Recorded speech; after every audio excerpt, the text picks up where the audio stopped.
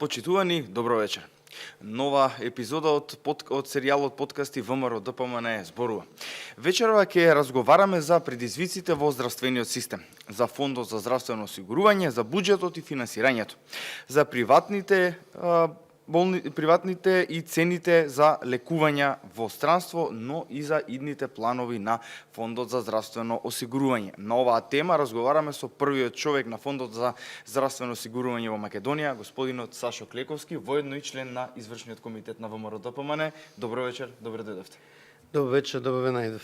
Благодарам за можноста да бидете вечерва со нас тука, иако е викенд, знам и со обврски, меѓутоа да ја зграбчиме можноста. Јас би почнал со кои се според вас најголемите предизвици со кои што се соочува здравствениот систем денес, како функционира, кои се слабостите и како се соочуваме со нив? Па накратко, здравствениот систем од 2014-2015 година или е во застој или е во опаѓање. Не би сакал да бидам груп и да кажам шајка не е закована една деценија, може би повеќе.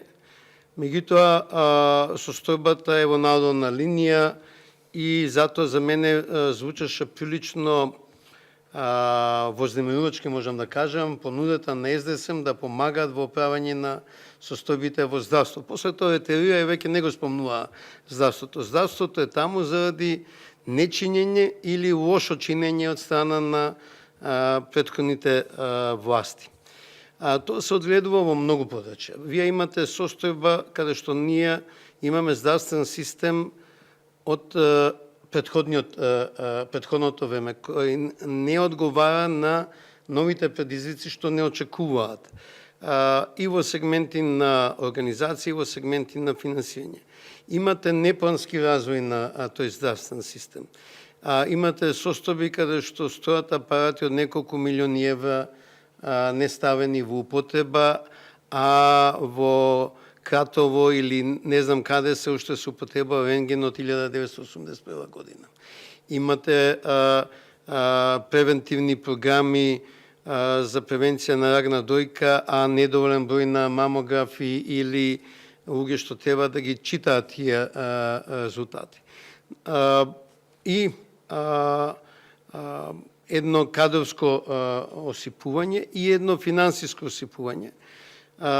Може би шокантно ќе звучи, меѓутоа Македонија по издвојување за здравство е на предпоследно место во Европа, позади само Албанија.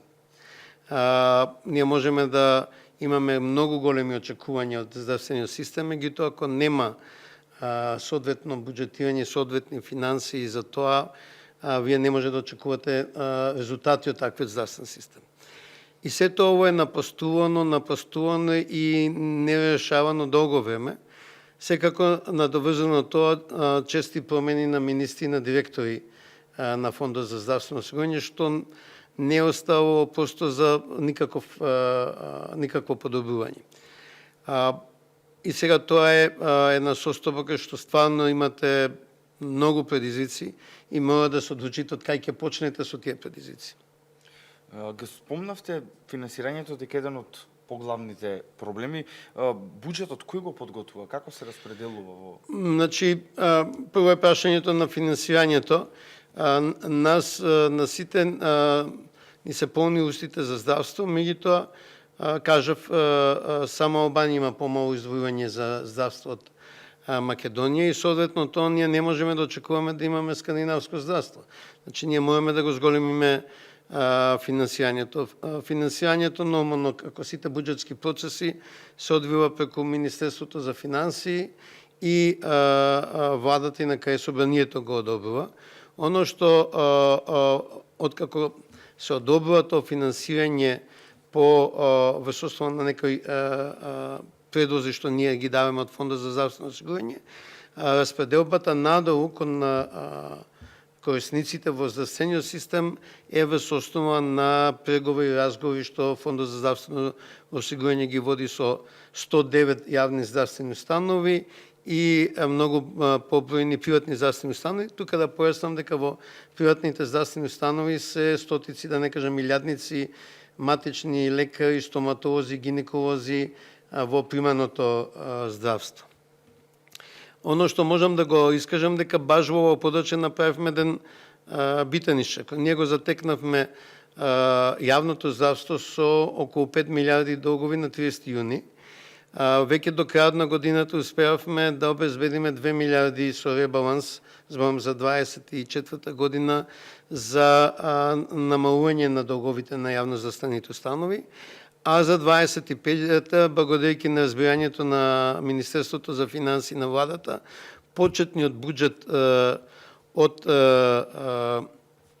во 25-та во однос на 24-та беше поголем за 7 милиарди, за цели 7 милиарди денари и вкупниот буџет е над 53 милиарди денари. Ова зголемување од 7 милиарди или околу 115 колку ќе испаднат милиони евра во огромен дел, значи 6 милиарди беше алоцирано на јавното здравство, на јавно здравствените установи, од кои околу 2 милиарди, можеби и повеќе, се за кумулативно 17% зголемување на платите во јавниот сектор, или имаше едно зголемување во ноември 24 и сега во март 25, за зголемување на лековите во болниците и секако за воведување на нови методологии на работа, бидејќи здравството треба да оди понатаму. Јас одговорно да кажам дека обезбедивме и повеќе и подобри лекови во јавното здравство него било која претходна влада. Останатата 1 милиарда се намени за зголемување на капитациите во примерното здравство, значи тоа го објавивме пред неколку недели. Од април месец капитациите во примерното здравство за матичните лекари, стоматолози, гинеколози имаат рекордно зголемување, како што во историјата на Македонија, на независна Македонија, не е забележано. Многу помал дел, значи тука од таа 1 милиарда, околу 600-700 милиарди ќе бидат за примерното здравство и остатокот ќе биде за позитивната листа и за воведување и на вито 6 обиди наместо до сегашните 3 обиди. Значи во основа ние во насоките определуваме кои ќе бидат главните потрошувачи, а потоа понатаму низ преговори со конкретните установи се одредуваат нивните буџети, затоа кон крајот на јануари исклучуваме договори и се финансираат и јавните и приватните здравствени установи. Во однос на, морам да ве прашам како потпрашање тука, во однос на позитивната листа на лекови, дали можеме видно да очекуваме и нови лекови на таа листа? Позитивната листа е дел од севкупниот предизвик на достапноста на лекови. Македонија е повторно меѓу последните во Европа по колку лековите се проблем за граѓаните. 65% од лековите во Македонија паѓаат на терет на џепот на граѓаните и ние тоа мораме да го промениме. Едното е прашањето на скапите, посебно скапите лекови кои се препишуваат во болниците и таму се зголемија за сите целни групи. Значи не е само за онкологија, имаме максимално зголемување на неврологија, за мултипна склероза и на педиатрија за цистична фиброза, во ретките болести, меѓутоа и на гастроентерохепатологија и на ревматологија за специфични автоимуни или слични болести. На позитивната листа беше направено првата измена со 9 генерички лекови, кои во бренд имиња е многу повеќе за кардиоваскуларни болести и болести на ЦНС. Ние очекуваме, и тоа го најавивме, дека во првото полугодие на оваа година треба најмалку една дополнување на позитивната листа да имаме, а тоа е со група на антикоагуланси. Клексан е еден од тие или Ксералто, кои се познати по бренд името, ние не одобруваме бренд имиња, ќе одобриме генерички производи, меѓутоа ги правиме последните пресметки разговори со Министерството за здравство и со Комисијата за позитивна листа и целта ни е да опфатиме што повеќе лекови и помодерни лекови. Нас ни е неопходна и реформа како се составува позитивната листа и да одлучиме на политичко ниво солидарноста дали ќе искажуваме на пониско или повисоко ниво. Односно, мојот предлог е да поевтините лекови, под 100 денари, кои не се значен терет за джебот на граѓаните, може би не бидат на позитивна листа, вклучиме нови модерни лекови кои се поскапи. Зборам за месечни дози од 1000-1500 денари, кои веќе представуваат значено опсетување за осигурениците.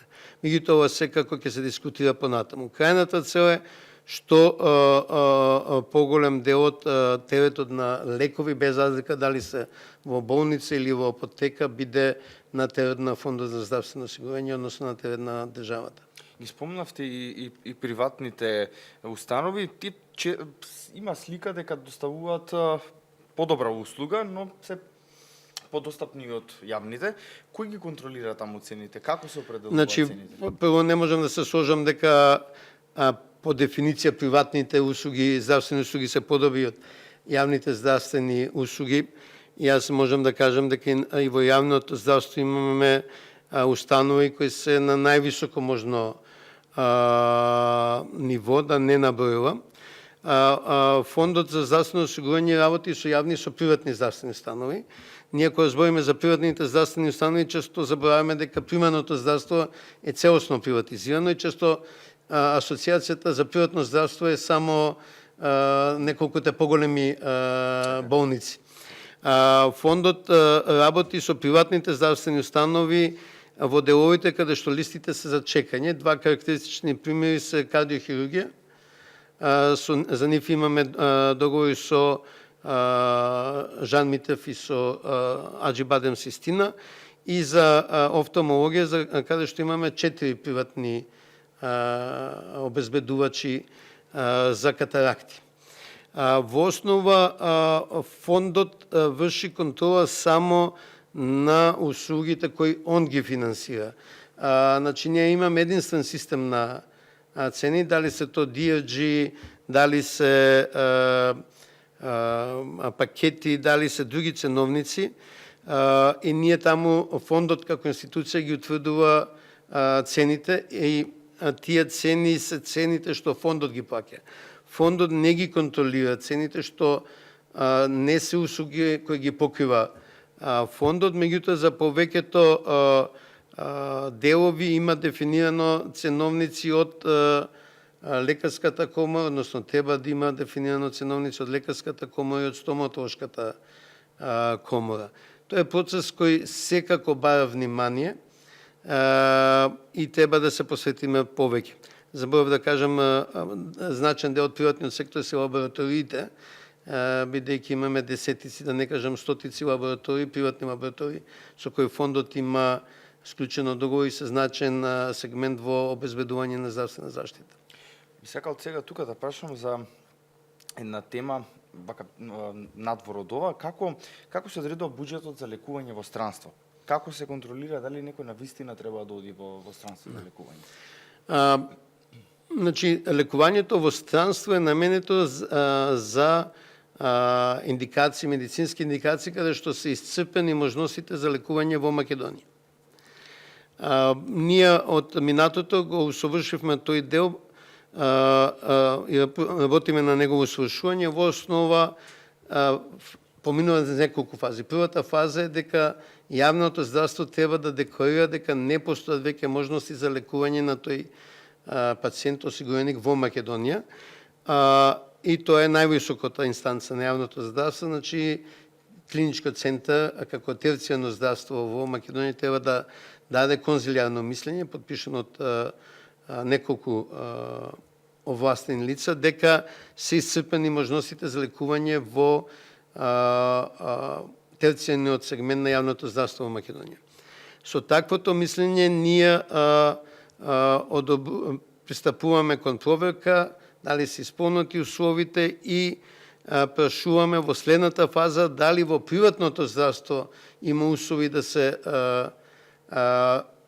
изврши таа услуга, бидејќи идејата ни е што повеќе може да тие здравствени услуги се извршат во Македонија, доколку одговорат негативно, значи во здравствените услуги се Ремедика, Аџибадем, Систинен, Жан Митев, кои ги прашуваме и ги прашуваме и офталмолошките, очните болести болници. Кога они ќе кажат можат или не можат, пристапуваме кон барање понуди од странските болници. Во основа на таквите понуди се носи конечната одлука за лекување. Почетното е дека мора клиничкиот центар, односно соодветната клиника да каже дека се исцрпени можностите за лекување во терцијаното здравство, се прашуваат приватните болници, потоа се прашуваат странските болници. Морам да кажам дека доколку има конзилиарно мислење, стручно мислење, дека нема услови за лекување, фондот не одбива пациенти за лекување во странство. Најчесто недоразбирањата се прво дека воопшто не се поминува обраќањето до Фондот за здравствено осигурување, заради недоверба во институции, заради чувство на итност и така натаму. Некогаш граѓаните почнуваат дури собирање на донации без воопшто да се обратат до Фондот за здравствено осигурување, или се одлучуваат на таков чекор зашто не може да добијат конзилијарно мислење. Второто недоразбирање што се случува дека фондот, за да ги заштити и финансиските можности, треба да се одлучи за лекување во најповолната странска установа кај што се нуди таа здравствена услуга, а не неминовно во посакуваната установа.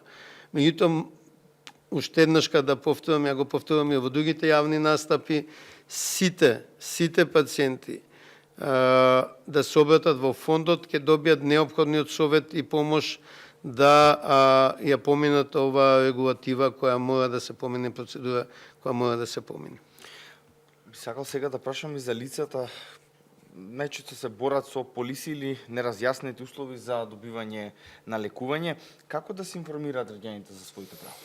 Значи, во основа тоа е едно важно прашање заради, можам да кажам, и комплексноста на нашиот здравствен систем, што имате право, што немате право, колку е партиципација, до каде финансира јавниот сектор, каде не се финансира и така натаму. И во основа во моментот имаме скромни можности, ние имаме прво хелп линија, условно да кажем, во Фондот за здравствено осигурување и се обидуваме да одговориме на сите. Јас правам еден чекор понатаму во мојата достапност, пошто нашите комуникации се објавени на веб страната на Фондот за здравствено осигурување, а често одговарам и на социјалните медиуми. Лично одговарам на оние што сум активен, бидејќи во основа мораме да ги насочиме нашите граѓани, осигуреници, пациенти, како сакате кажете, како да го остварат правото од здравствено осигурување. Има сиви зони кај што најчесто настануваат проблеми, а тоа се туѓата нега и инвалидските пензии, дури кога беа акцијата минатата недела ли беше за апсење на 50 лица за злоупотреби во туѓа нега и во инвалидските пензии, да, тоа се еден дел и лекари, меѓутоа тие комисии не се надлежност на Фондот за здравствено осигурување, се туѓа надлежност.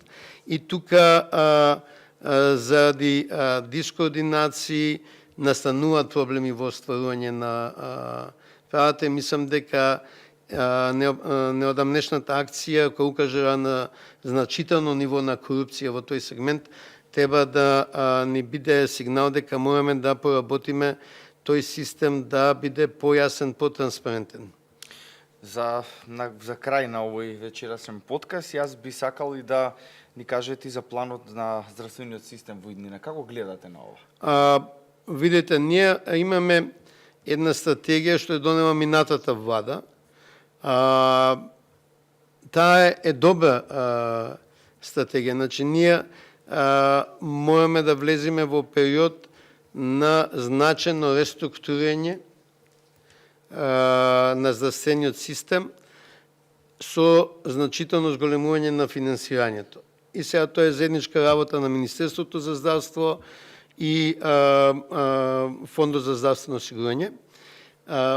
Како било во минатото, ние не можеме да продолжиме понатаму. Има многу подрачја кај што работиме, секако достапноста на лекови едно од приоритетните прашања, воведувањето на новини во работата во јавниот здравствен сектор е второ прашање. Ние одобривме доста финансирање за лекувања што се правеле во странство, сега да се прават во Македонија, меѓутоа можеме да ги преспитаме и основните постулати, бидејќи едно навидум банално прашање, системот во минатото е правен на барање на човечки ресурси, како што во минатото било, бидејќи имало невработени фармацевти, стоматолози и лекари.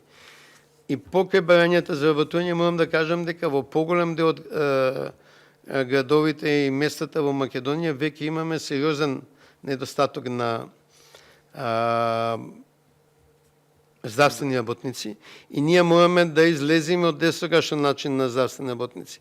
Ако во село Блатец, кој често го дискутирам, има само доктор, треба да му овозможиме само на доктор да работи, а не да бараме да има и медицинска сестра и техничар и така натаму.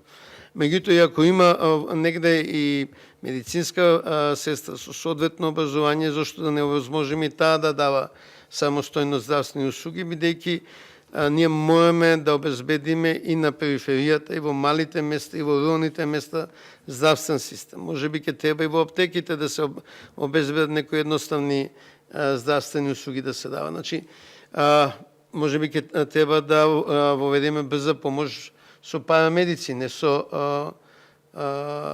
лекари, така натаму и така натаму. Значи, ни престои едно фундаментално преиспитување како максимално да ги употребиме ресурсите што ни се достапни, а свесни сме дека ќе има се помалку ресурси, зборам за здравствени работници. Јас, директоре, ви благодарам за ова ваше вечерашно гостување на подкастот ВМРО ДПМН зборува. Се надевам дека ќе наидете на успех на вашите идеи во блиска иднини. Се надевам дека здравството повторно ќе биде такво како што го заслужуваме, односно достапно и квалитетно за секој еден граѓанин. Ја мислам дека една од ретките ситуации да имаме толкова политичка поддршка во здравството и од владата, меѓутоа едно разбирање и од извршниот комитет и спрема ветувањата во платформата 1198, здравството е еден од приоритетите и работиме сите заедно напорно да ги оствариме тие ветувања. Ви благодарам. Почитувани, благодарам и вам за вечерашното гостување. Разговаравме со директорот на Фондот за здравствено осигурување на Македонија. Како заклучок можам да ги издвојам зголемувањето на платите, зголемувањето на капитациските бодови во примарното здравство, но и проширување на позитивната листа на лекови. Секако и многу други проекти кои што господинот директорот Сашо Клековски во иднина ќе ги направи. Јас ви благодарам за вашето внимание. Продолжуваме да работиме за поквалитетно здравство, бидејќи тоа сме го ветиле. Ви благодарам и убава вечер.